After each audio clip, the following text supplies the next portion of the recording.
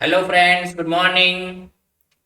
Last સેશનની અંદર આપણે બિંદુવત પદાર્થનું પ્રતિબિંબ કેવી રીતે મેળવી શકાય એની ચર્ચા કરી હતી સમતલ અરીસા માટે. બરાબર છે. હવે હજી પણ આપણે સમતલ અરીસાનો જ આપણો ટોપિક ચાલુ છે, પરંતુ આજે આપણે જોઈશું એક્સટેન્ડેડ ઓબ્જેક્ટ, એટલે કે લંબાઈ ધરાવતી વસ્તુ હોય તો એનું પ્રતિબિંબ કેવી રીતે મેળવી શકાય. તો ચાલો મિત્રો શરૂ કરીએ એનાથી જ આજનો આપણો સેશન. તો મિત્રો તમે તમારી સ્ક્રીન પર જોઈ શકો છો કે અહીંયા આપણી પાસે એક સમતલ અરીસો છે. સમતલ અરીસાની સામે અહીંયા એ બી વસ્તુ મૂકેલી છે, જેનું પ્રતિબિંબ અરીસાની પાછળના ભાગમાં એ ડેશ બી ડેશ રચાય છે. તો આ પ્રતિબિંબ કેવી રીતે દોરી શકાય? તો કે વસ્તુમાંથી આપણે પ્રકાશના કિરણો બહાર લઈશું અને એનું પરાવર્તન કરાવીશું, જેના કારણે આ કિરણોને હવે પાછળ તરફ જો આમ લંબાવવામાં આવે તો આપણને પ્રતિબિંબ રચાયેલું દેખાય. પ્રતિબિંબ કેવી રીતે દોરવું એના વિશેની ચર્ચા આપણે ઓલરેડી આગળના લેક્ચરમાં કરી લીધી છે. તો હવે ફક્ત આપણે પ્રતિબિંબ બનાવીશું. બરાબર છે. તો એક કિરણ આપણે અરીસાને લંબ રૂપે આપાત કરીશું અને બીજું અમુક ખૂણે એવી રીતે આપાત કરીશું કે જેનાથી આપાત કોણ બરાબર પરાવર્તિત કોણ I બરાબર R થઈ જાય. ક્લિયર છે? તો બે કિરણ વડે આપણે એ બિંદુનું દોરી દીધું પ્રતિબિંબ, એટલે એ મને મળી ગયું. બી બિંદુનું પણ પ્રતિબિંબ દોરી દીધું એટલે બી મળી ગયું, અને પછી આપણે અહીંયા વસ્તુ બનાવી દીધી. બોલો, ક્લિયર છે? તો આ રીતે કંઈક દોરી શકાય. હજી એક અલગ મેથડથી વસ્તુ મૂકીને જોઈએ. આ તો આપણે શિરોલંબ વસ્તુ મૂકી દીધી, સીધી જ ઊભી. પરંતુ ધારો કે વસ્તુ ક્રોસ હોય તો કેવી રીતે પ્રતિબિંબ બને, તો એના વિશેની ચર્ચા કરીએ. તો ચાલો મિત્રો શરૂ કરીએ, જોઈએ એની ચર્ચા. તો મિત્રો હવે ફરીથી તમે તમારી સ્ક્રીન પર જોઈ શકો છો કે અરીસાની સામે અહીંયા એક શિરોલંબ સમતલ અરીસો મૂકેલો છે, એની સામે એક વસ્તુ મૂકેલી છે. પણ હવે વસ્તુ સીધી નહીં, પણ આપણે આ રીતે અહીંયા ત્રાસી મૂકેલી છે. આ ત્રાસી વસ્તુનું પ્રતિબિંબ આ રીતે કંઈક મળે છે. તો મિત્રો આ ખાસ એક બાબતનું ધ્યાન રાખવું સમતલ અરીસામાં, કે સમતલ અરીસા માટે અહીંયા એ આગળ દેખાય છે, તો ખરેખર અરીસાથી નજીક છે એમ કહી શકાય. તો એનું પ્રતિબિંબ પણ અરીસાથી નજીક હશે.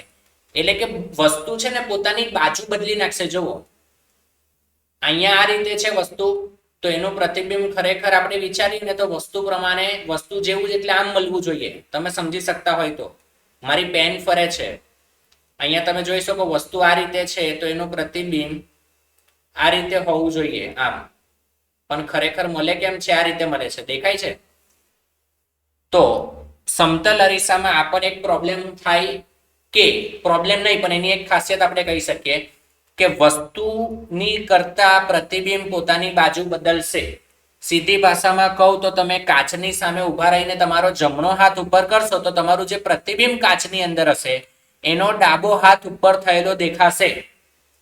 એટલે કે જમણાની જગ્યાએ ડાબું દેખાય, ડાબાની જગ્યાએ જમણું દેખાય. તમે જે ખરેખર ભાગ આગળ રાખીને બેઠા છો એ તમને એ અરીસા માટે પાછળ થઈ જશે. સમજાય છે? એટલે કે અહીંયા એ અરીસા પાસે આગળ તરફ છે, જ્યારે અહીંયા આગળ તરફની વાત કરીએ એટલે કે જમણી તરફની વાત કરીએ તો જમણી તરફ આગળ એ છે ને બી પાછળ છે. જ્યારે પ્રતિબિંબમાં વાત કરીએ તો જમણી તરફ બી છે અને એની પાછળ એ છે જમણી તરફ. એટલે આ રીતે થયું. બરાબર ને? તો તમે સમજી શકતા હશો. એવી જ રીતે ચાલો હજી એક એક્ઝામ્પલ લઈએ અને એના પરથી સમજવાનો પ્રયત્ન કરીએ. તો ફરીથી એક એક્ઝામ્પલ મેં મારી રીતે લેવાનો પ્રયત્ન કર્યો છે, જેમાં તમે જોઈ શકો છો કે આ એક સમતલ અરીસાની સામે આપણે વસ્તુને સમક્ષિતિજ રાખી છે, તો એનું પ્રતિબિંબ સમક્ષિતિજ જ મળે છે. પણ એરો જે અરીસા તરફ હતો એ અરીસાની પાછળની બાજુથી પણ અરીસા તરફ આવશે. જે મેં અગાઉ સમજાવ્યું એનું વધુ એક એક્ઝામ્પલ છે કે બાજુઓ ઉલટાઈ ગઈ. આમાં આપણું જે તીર છે જમણી તરફ જતું હતું, જ્યારે પ્રતિબિંબમાં તીર ડાબી તરફ આવતું હોય એવું દેખાય. મિત્રો, સમતલ અરીસાની જે આ ખાસિયત છે એને ગુજરાતીમાં જો આપણે લખીએ તો એમ કહી શકીએ કે બાજુઓ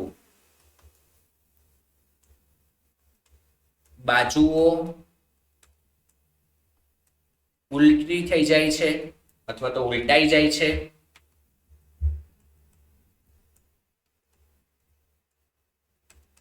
આને મિત્રો ઇંગ્લિશની અંદર કહેવામાં આવશે લેટરલ ઇન્વર્ઝન.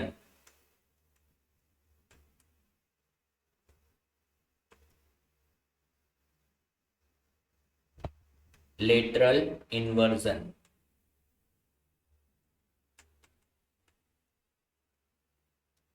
તો આ શબ્દ ખાસ ધ્યાન રાખવો. ક્યાંક લેટરલ ઇન્વર્ઝન આવો શબ્દ લખેલો હોય તો પણ આપણને સમજ પડવી જોઈએ. સીધી ભાષામાં કહીએ તો આપણે એમ કહી શકીએ કે બાજુ ઉલટાઈ જવાનો અર્થ એમ કે ડાબી બાજુ પ્રતિબિંબમાં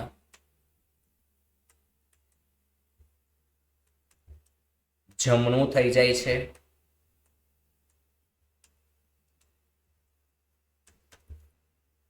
એવી જ રીતે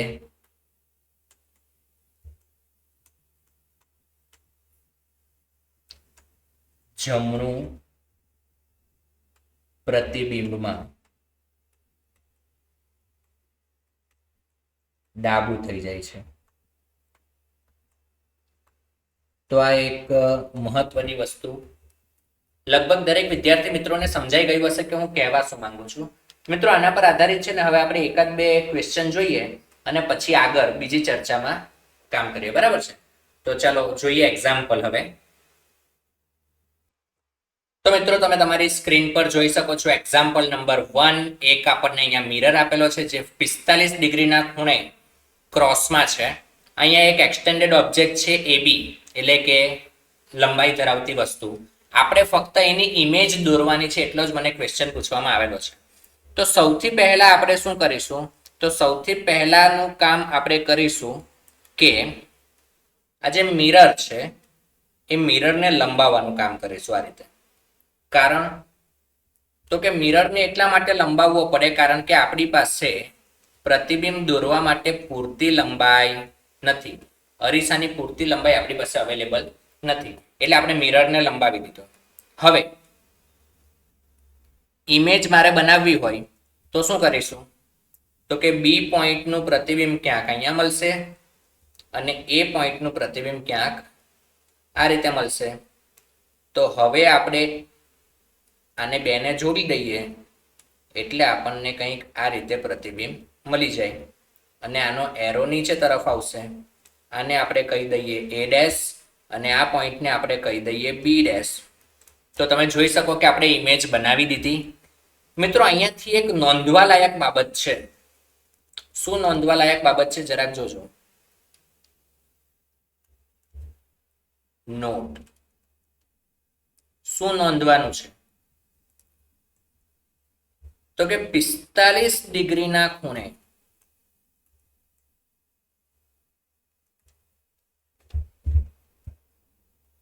વસ્તુ મૂકવામાં આવે.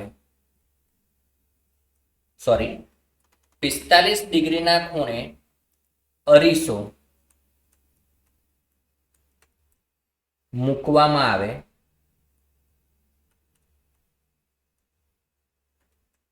તો સમક્ષિતિજ વસ્તુ નું શિરોલંબ પ્રતિબિંબ કે જે આપણા ક્વેશ્ચનમાં છે, સમક્ષિતિજ મૂકેલી વસ્તુ એનું પ્રતિબિંબ શિરોલંબ મળે છે અને એવી જ રીતે શિરોલંબ વસ્તુનું પ્રતિબિંબ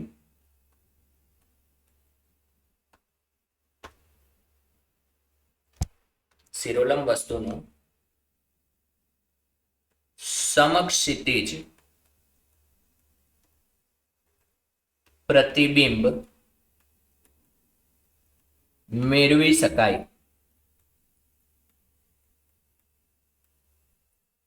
તો આ એક ખૂબ જ મહત્વની વસ્તુ ખાસ ધ્યાનમાં રાખવા જેવી બાબત છે કે જો મારે કોઈ શિરોલંબ વસ્તુનું સમક્ષિતિજ અથવા તો સમક્ષિતિજ વસ્તુનું શિરોલંબ પ્રતિબિંબ મેળવવું હોય તો મારે અરીસાને 45 ડિગ્રીના એંગલ પર ગોઠવવો પડે.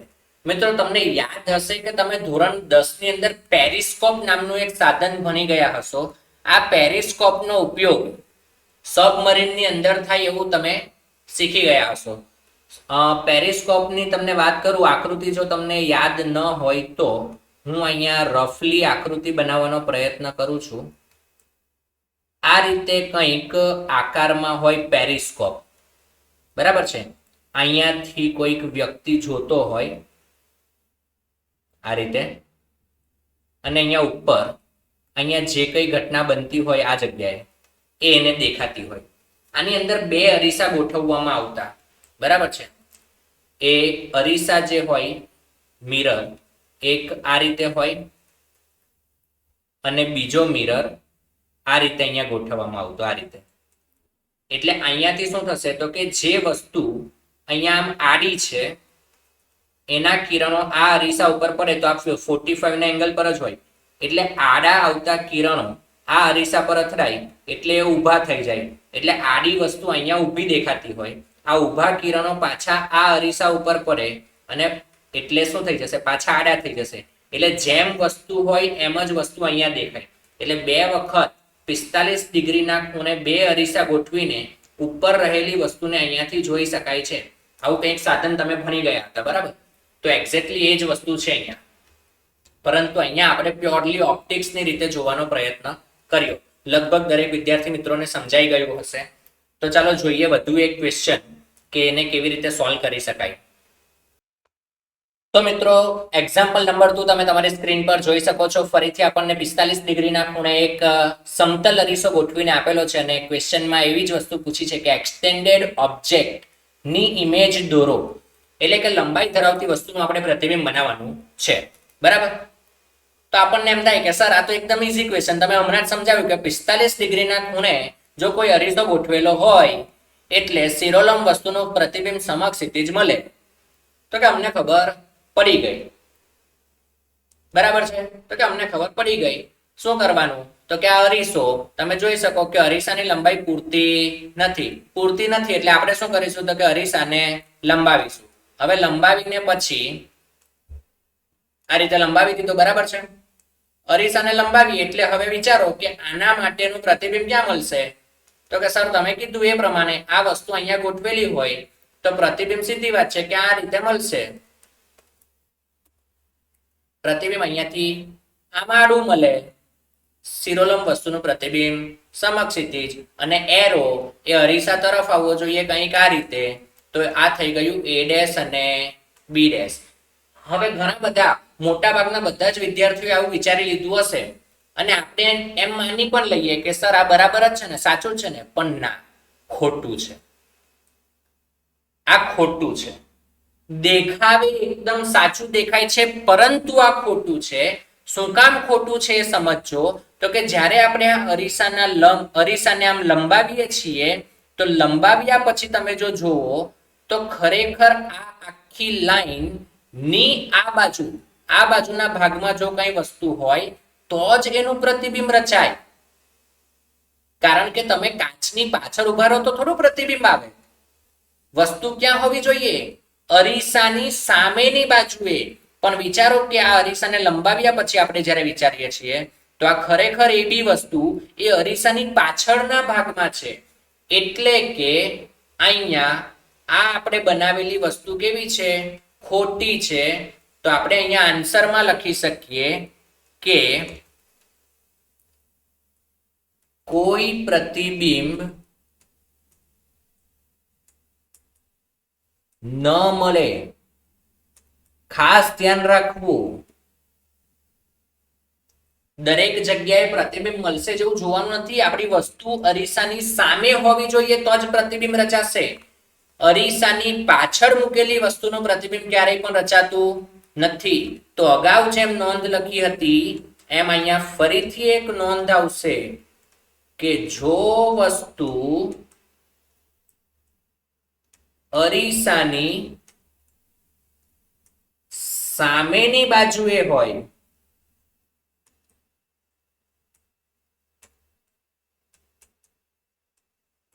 તો જ પ્રતિબિંબ રચાય.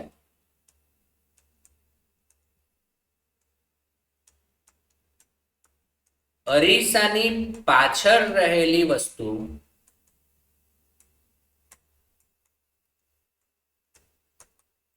નું પ્રતિબિંબ ન મળે. તો આ પણ એક ખૂબ જ મહત્વની વસ્તુ છે, ધ્યાન રાખવું દરેક વિદ્યાર્થી મિત્રોએ. ચલો આપણે વધુ એક ક્વેશ્ચન જોઈએ. તો મિત્રો તમારી સ્ક્રીન પર ફરીથી એક ક્વેશ્ચન તમે જોઈ શકો છો. આપણને એક XY સમતલની અંદર ઉગમ બિંદુ પર વસ્તુ મૂકવામાં આવી છે અને અરીસો ગોઠવેલો છે, જેના છેડાના યામ પણ આપણને આપેલા છે 40,0 અને 0,30. આપણને એવું કીધું છે કે પ્રતિબિંબના યામ x, y સ્વરૂપમાં શોધવાના છે. આમ જોઈએ ને મિત્રો તો એકદમ ઈઝી ક્વેશ્ચન દેખાય છે. ક્વેશ્ચન ખરેખર ઈઝી જ છે, પણ કન્સેપ્ચ્યુઅલી આપણી ભૂલ થઈ જતી હોય. કારણ કે આપણે શું માની લઈએ તો કે અહીંયા આ રીતે આ બાજુ પર અહીંયા વસ્તુ છે, તો અહીંયાથી અમે એક લંબચોરસ બનાવી દઈશું એટલે આ જગ્યાએ અહીંયા પ્રતિબિંબ બની જાય. આવું આપણે નોર્મલી વિચારી લેતા હોઈએ, પણ એ ખરેખર ખોટું છે. બરાબર. કન્સેપ્ચ્યુઅલી તમે જ્યારે ક્વેશ્ચન સોલ્વ કરવાનો પ્રયત્ન કરશો તો તમારે જે પ્રતિબિંબ બનાવવાનું હોય, દાખલો કેવી રીતે ગણવો જરાક જોઈ લેજો. ખરેખર જેટલા અંતરે વસ્તુ હોય, અરીસાની પાછળ એટલા જ લંબ અંતર પર પ્રતિબિંબ બનવું જોઈએ.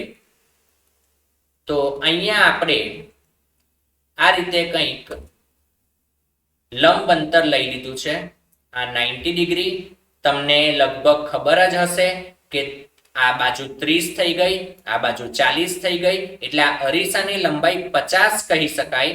તો આ અંતર આપણી પાસે મિત્રો 40 છે. બરાબર છે. આ 90 ડિગ્રી છે. 30 ની બાજુની સામેનો ખૂણો આ એંગલ મિત્રો થઈ જશે 37 ડિગ્રીનો.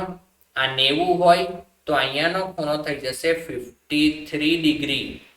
લગભગ દરેક વિદ્યાર્થી મિત્રોને સમજાતું હશે. ઇમેજ આપણી બની જશે અહીંયા ક્યાંક I. લગભગ દરેકને સમજાય. હવે આ જે ડિસ્ટન્સ છે એ કેટલું થઈ જશે? વસ્તુથી અરીસા સુધીનું લંબ અંતર. તો તમે જોઈ શકો કે આ કાટખૂણો હોય તો કાટખૂણાની સામેની બાજુ એટલે કે આ 40 એ એનો કર્ણ થઈ ગયો. તો હું એમ લખી શકું કે આટલી બાજુનું માપ એ થઈ જશે 40 cos 53. બોલો દરેકને સમજાય? 40 cos 53. ક્લિયર છે દરેકને? બરાબર છે ને? તો એની ગણતરી કરીએ તો આપણે એમ કહી શકીએ કે ભાઈ 40 cos 53 બરાબર 40 ગુણ્યા, બોલો cos 53 એટલે કેટલું થઈ જાય? તો cos 53 એટલે થઈ જશે 3/5. તો અહીંયા લખી શકીએ આપણે 3/5.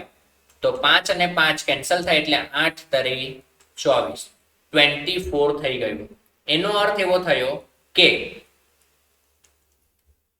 આ માપ છે આપણી પાસે 24. હવે વિચારો કે આ 24 છે અને આ પણ 24 જ થાય ને, કારણ કે અરીસાથી લંબ અંતર પર જેટલા અંતરે વસ્તુ હોય, અરીસાની પાછળ એટલા જ અંતરે પ્રતિબિંબ રચાય. આવું આપણે ભણી ગયા. ક્લિયર થાય છે? તો વસ્તુથી લઈને પ્રતિબિંબ સુધીનું કુલ અંતર કેટલું થયું? 24 + 24 એટલે કે 48. આ આખું ડિસ્ટન્સ કેટલું થઈ ગયું? 48 થઈ ગયું. OI આ કેટલું છે? 48. બરાબર. પણ શું એના કારણે હું અહીંયા એના યામ 48,48 લખી શકું? તો કે ના, x પર અને y ઉપર અંતર 48 નથી. આ બે વચ્ચેનું આ જે પિંક કલરની લાઈન દોરેલી છે એ 48 છે. જો મારે આ i ના યામ લખવા હોય તો મારે લખવું પડે x દિશામાં 48 cos 53 અને y દિશામાં 48 sin 53. સમજાય છે? તો યામ થઈ જશે x, y is equal to 48 cos 53 A x યામ થઈ ગયો અને 48 sin 53 એ y યામ થઈ ગયો. ક્લિયર થાય છે? તો 48 ગુણ્યા 3/5 અને 48 ગુણ્યા 4/5 આ જે કંઈ આવતું હોય એ આપણો જવાબ થાય.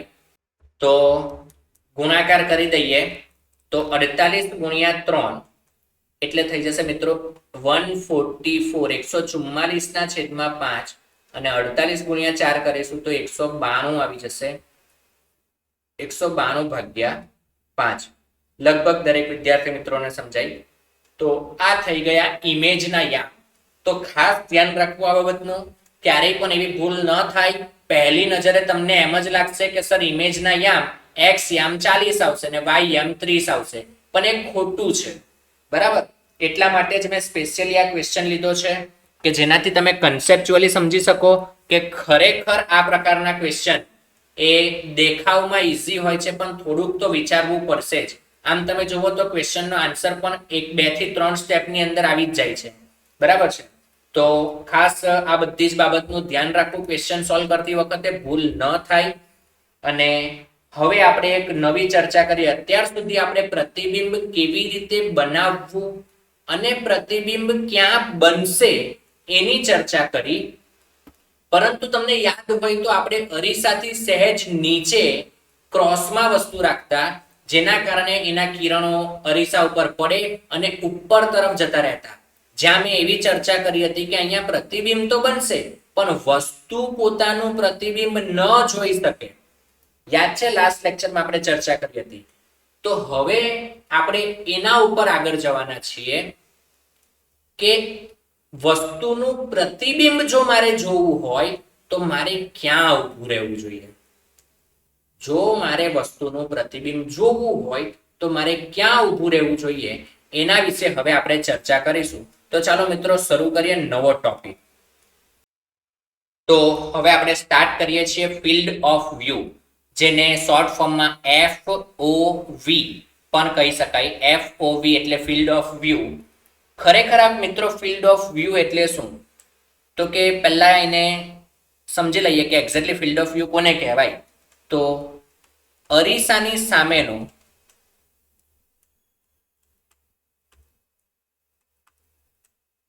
એવો વિસ્તાર, અરીસાની સામેનો એવો વિસ્તાર કે જ્યાંથી પ્રતિબિંબ જોઈ શકાય.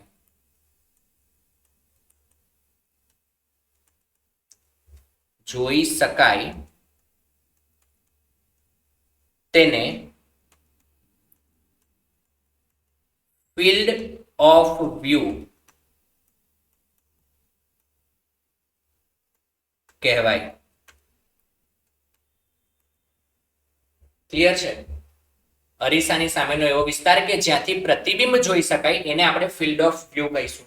એટલે કે મારે કોઈ પણ વસ્તુનું પ્રતિબિંબ જોવું હોય તો મારે એના ફિલ્ડ ઓફ વ્યૂમાં જ ઊભું રહેવું પડે. જો હું ફિલ્ડ ઓફ વ્યૂની અંદર હોઈશ તો જ મને એનું પ્રતિબિંબ દેખાશે, નહીતર પ્રતિબિંબ નહીં દેખાય.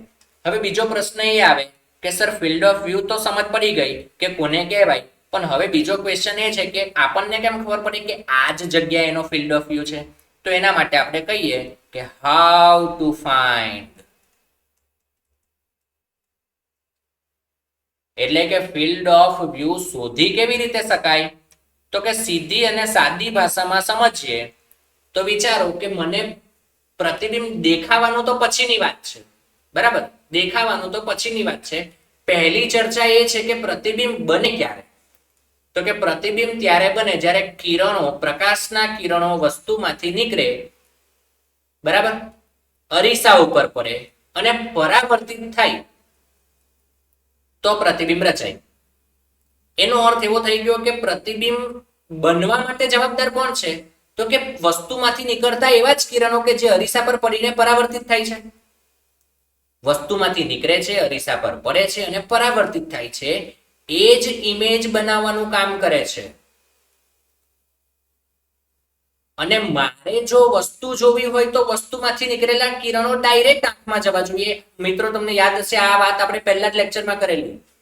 જો મારે વસ્તુ જોવી હોય તો વસ્તુમાંથી નીકળેલા કિરણો ડાયરેક્ટ આંખમાં જવા જોઈએ, અને પ્રતિબિંબ જોવું હોય તો પરાવર્તિત થયેલા કિરણો આંખમાં જવા જોઈએ. તો મને પ્રતિબિંબ દેખાય, બરાબર છે. તો હવે જોજો હાઉ ટુ ફાઇન્ડ, તો આનો આન્સર આવશે કે વસ્તુમાંથી આપણે બે કિરણ તો લેવા જ પડે પ્રતિબિંબ બનાવવા માટે. તો વસ્તુમાંથી જે બે કિરણો લઈએ તો એ બે કિરણોને અરીસાના છેડા પર આપાત કરવા.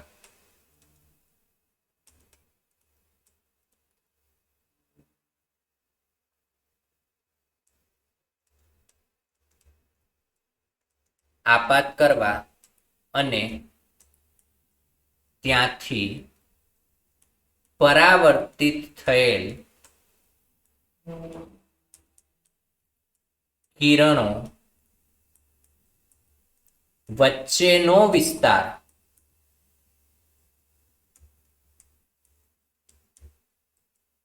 ફિલ્ડ ઓફ વ્યૂ કહેવાય. ખાસ સમજવા લાયક બાબત છે. જો હવે હું આજે લખેલું છે ને મેં એને હું આકૃતિ દોરીને સમજાવું.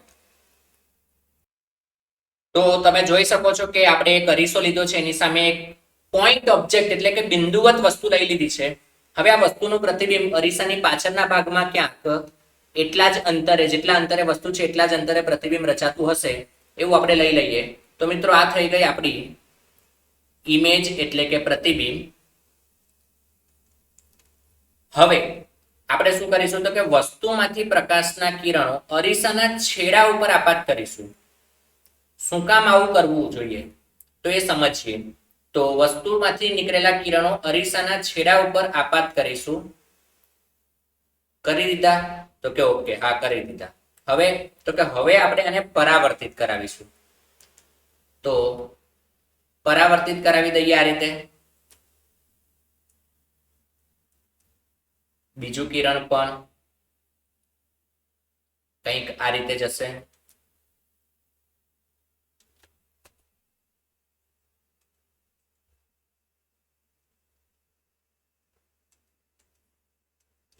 તો આ રીતે કંઈક આપણને ઇમેજ મળી ગઈ. હવે શું કામ આવું કર્યું તો કે આપણે જાણીએ છીએ કે આપાત કોણ બરાબર પરાવર્તન કોણ થાય. આપાત કોણ બરાબર પરાવર્તન કોણ થાય. તો વિચારો કે અહીંયા આપાત કોણ I સૌથી વધારે છે તો R પણ સૌથી વધારે જશે. અહીંયા પણ I સૌથી વધારે છે તો R સૌથી વધારે જશે. કારણ કે વિચારો કે અંદરથી જો આમ પ્રકાશનું કિરણ આપાત થાય, હું અંદર ધારો કે બીજું કોઈ કિરણ આપાત કરું છું, જો સમજો.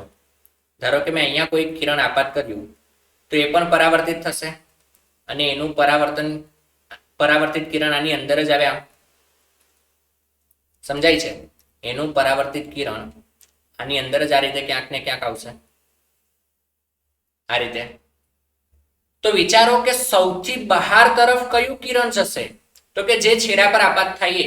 અને હવે વિચારો કે આનાથી બહાર તરફ, આ અરીસાથી પણ બહાર જો કોઈ કિરણ આમ આપાત કરું તો વિચારો કે એ અરીસા પર પડતું જ નથી તો આ પરાવર્તિત જ નહીં થાય, પરાવર્તન ન થાય. અને જો પરાવર્તન જ ન થાય તો પછી ઇમેજ બનવાનું તો કઈ મારે વિચારવાનું જ નથી. આનો અર્થ એવો થઈ ગયો કે વધુમાં વધુ ઇમેજ કોણ બનાવી શકે તો કે અરીસાના છેડા સુધીના ડિસ્ટન્સમાં જેટલા કિરણો આપાત થતા હોય એ જ. એટલે કે ઇમેજ બનાવનારા સૌથી સારામાં બહારમાં બહાર જે કિરણ આવેલા છે એ કયા છે તો કે જે મેં પિંક કલરથી ડ્રો કર્યા છે એ. બરાબર છે? તો બાકીના કિરણો આ બે લાઈનની વચ્ચે જ હશે. એટલે કે આનાથી બહાર તરફ જો કોઈ કિરણ આમ ઉપર અથવા તો નીચે આપાત કરવાનો પ્રયત્ન કરીશ તો એ કિરણો એ અરીસા ઉપર ક્યારેય પડશે જ નહીં અને હંમેશા બહાર જ નીકળી જશે, જેના કારણે કોઈ પ્રતિબિંબ જોઈ શકાય નહીં. તો પ્રતિબિંબ જોવા માટેનો જે વિસ્તાર છે એ આપણો આટલો જ વિસ્તાર છે. આ બે કિરણની અંદર જો કોઈ વ્યક્તિ ઊભો રહે તો અને તો જ એ વ્યક્તિ પ્રતિબિંબ જોઈ શકશે. તો આ જે વિસ્તાર છે આપણો એને આપણે ફિલ્ડ ઓફ વ્યૂ કહી શકીએ. લગભગ હું જે સમજાવવા માંગુ છું, જે સમજાવવાનો પ્રયત્ન છે એ લગભગ દરેક વિદ્યાર્થી મિત્રોને સમજાઈ ગયું હશે. અહીંયા વસ્તુ એક્ઝેક્ટલી અરીસાની સામે છે, લગભગ વચ્ચે મૂકવાનો પ્રયત્ન છે, એટલે બંને બાજુ કિરણો જાય છે અને આટલા વિસ્તારમાંથી વસ્તુનું પ્રતિબિંબ જોઈ શકાય એમ આપણે કહી શકીએ. હવે આપણે આગળ સમજવાનો પ્રયત્ન કરીએ કે વસ્તુ જો થોડી સાઈડમાં હોય અથવા તો એક્સટેન્ડેડ ઓબ્જેક્ટ લંબાઈ ધરાવતો પદાર્થ હોય તો એનું ફિલ્ડ ઓફ વ્યૂ કેવી રીતે જોઈ શકાય એની પણ આપણે ચર્ચા કરીએ. તો ચાલો જોઈએ. તો તમે જોઈ શકો છો કે અહીંયા ફરીથી આપણી પાસે મિરર છે પણ પૂરતી લંબાઈનો મિરર નથી, એટલે આને ડોટેડ લાઈન વડે અહીંયા લંબાવી દીધો છે. અહીંયા આપણે આ ઓબ્જેક્ટ વસ્તુ મૂકી દીધી છે અને આપણે જાણીએ છીએ કે જેટલા અંતરે વસ્તુ હોય એટલા જ અંતરે અરીસાથી પાછળના ભાગમાં આપણને પ્રતિબિંબ મળી જાય. તો આ થઈ ગયું આપણી મૂકેલી વસ્તુનું પ્રતિબિંબ એટલે કે ઇમેજ. તો ઇમેજ આપણે બનાવી દીધી છે. હવે આ ઇમેજ દેખાય ક્યાંથી એની ચર્ચા કરવી હોય તો આપણે વસ્તુમાંથી પ્રકાશના કિરણો અરીસાના છેડા ઉપર આપાત કરવાના. બરાબર છે, અરીસાના છેડા પર આપાત કરવાના અને ત્યાંથી પરાવર્તન પામતા જે કિરણો હોય, પરાવર્તન પામતા જે કિરણો હોય એની વાત કરીએ તો આ થઈ ગયું પહેલું પરાવર્તિત કિરણ. અને હવે આપણે બીજું કિરણ પરાવર્તિત કરીએ તો એ કંઈક આ રીતે પરાવર્તિત થશે.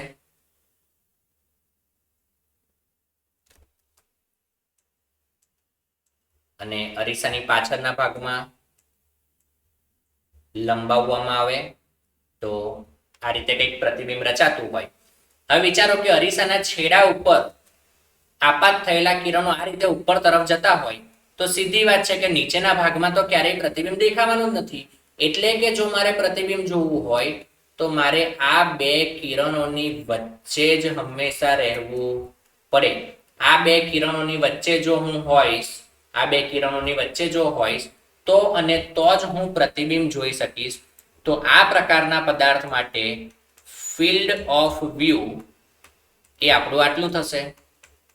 એટલે દરેકે દરેક જગ્યાએ અલગ અલગ ફિલ્ડ ઓફ વ્યૂ હોઈ શકે.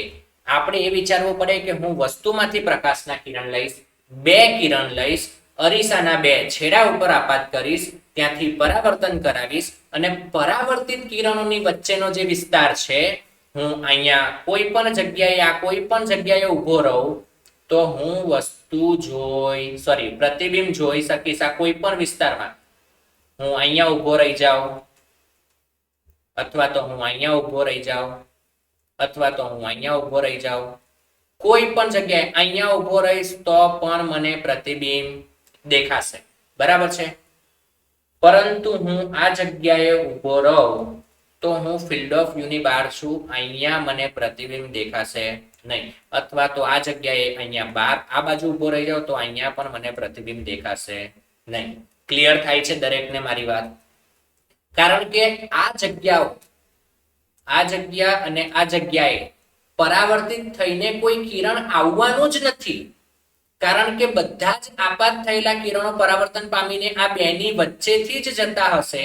જો કોઈ પરાવર્તિત કિરણ અહીંયા કે અહીંયા મારી આંખમાં ન પ્રવેશે એટલે મને પ્રતિબિંબ ન દેખાય. બોલો, દરેકને ક્લિયર થાય છે મારી વાત? બરાબર છે. તો આ થઈ ગઈ પોઈન્ટ ઓબ્જેક્ટ માટે. જો વસ્તુ બરાબર સામે હોય અથવા તો થોડી સાઈડ પર હોય તો બંને માટે આપણે જોઈ લીધું કે ફિલ્ડ ઓફ વ્યૂ કેવી રીતે શોધી શકાય. હવે મિત્રો આપણે એક્સટેન્ડેડ ઓબ્જેક્ટ એટલે કે લંબાઈ ધરાવતા પદાર્થનું ફિલ્ડ ઓફ વ્યૂ કેવી રીતે આવે એ સમજવાનો પ્રયત્ન કરીએ. બહુ મહત્વની વસ્તુ છે. હવે તો થોડું ધ્યાન રાખીને સમજશો. તો ચાલો જોઈએ. તો મિત્રો ફરીથી આ અરીસો છે, અરીસાની સામે એવી જ વસ્તુ કે જે લંબાઈ ધરાવતી વસ્તુ છે એનું પ્રતિબિંબ આપણે મેળવવું છે.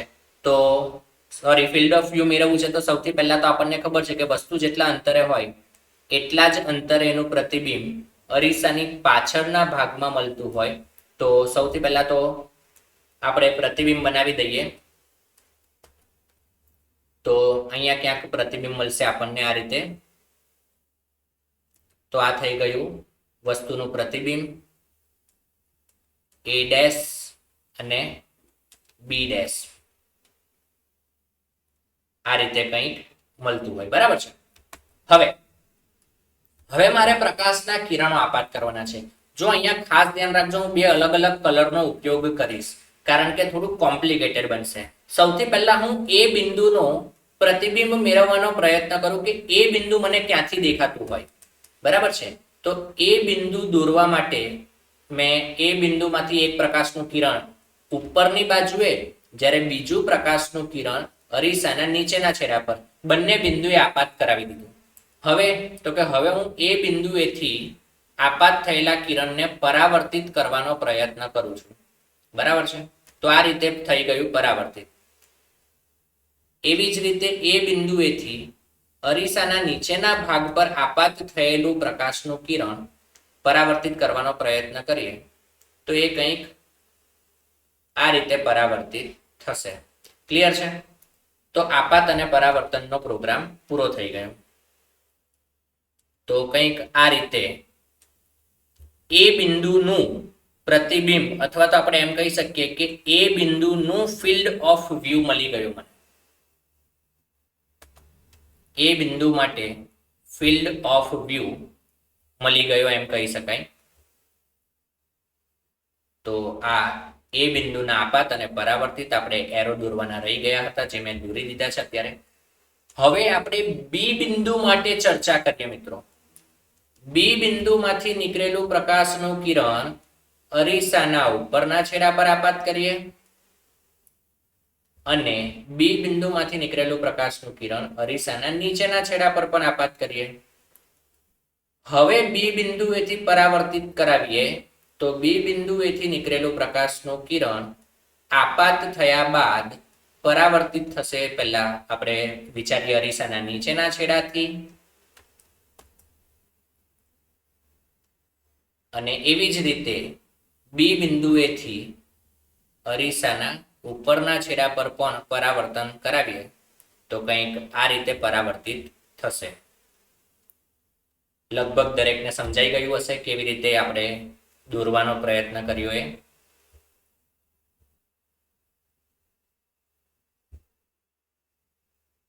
ડોટેડ લાઈન અરીસાના પાછળના ભાગમાં આવશે.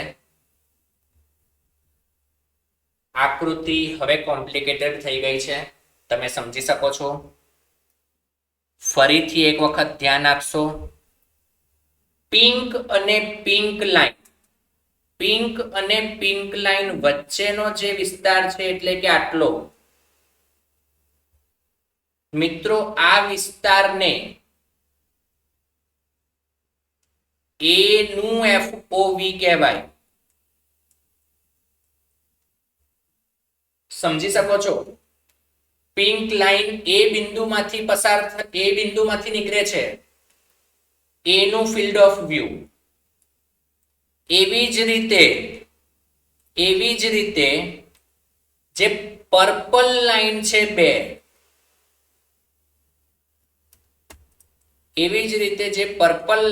બે, એની વચ્ચેના વિસ્તારની વાત કરીએ તો આ બી નું ફિલ્ડ ઓફ વ્યૂ છે.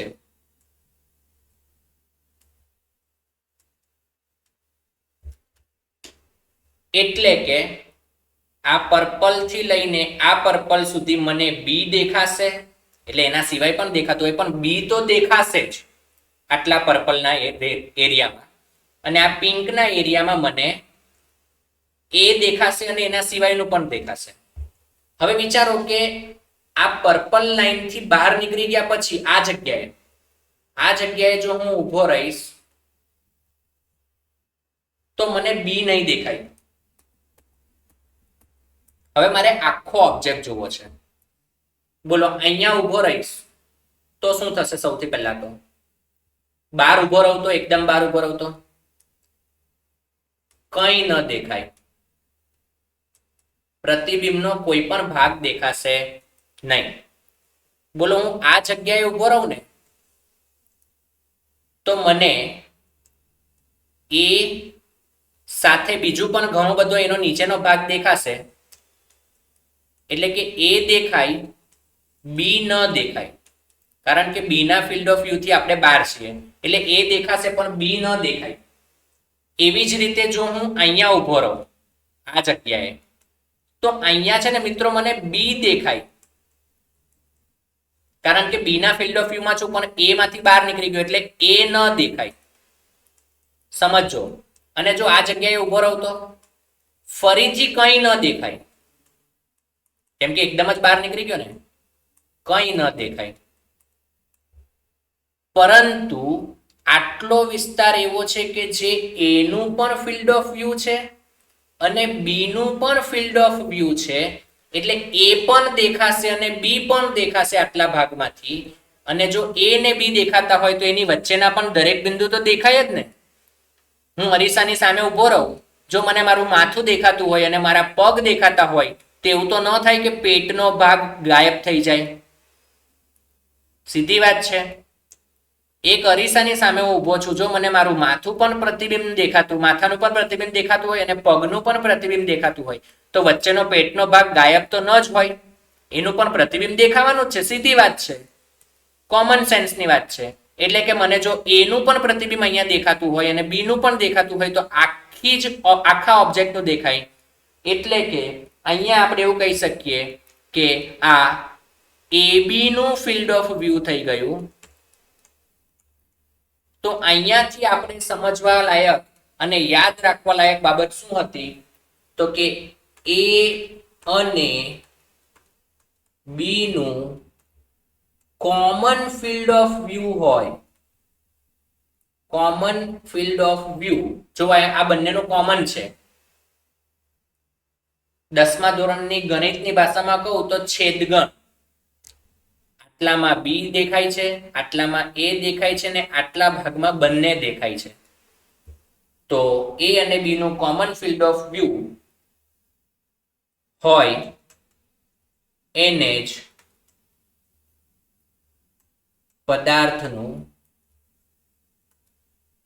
પદાર્થના પ્રતિબિંબ નું ફિલ્ડ ઓફ વ્યૂ કહેવાય. લગભગ દરેક વિદ્યાર્થી મિત્રોને સમજાઈ ગયું હશે કે ફિલ્ડ ઓફ વ્યૂ કેવી રીતે શોધી શકાતું હોય. બોલો, ક્લિયર છે એકદમ? તો આ રીતે કઈ ફિલ્ડ ઓફ વ્યૂ શોધી શકાય, આના પર આધારિત ક્વેશ્ચન આપણે નેક્સ્ટ લેક્ચરમાં જોઈશું. આ સાથે અહીંયા જ અટકીએ. Thank you.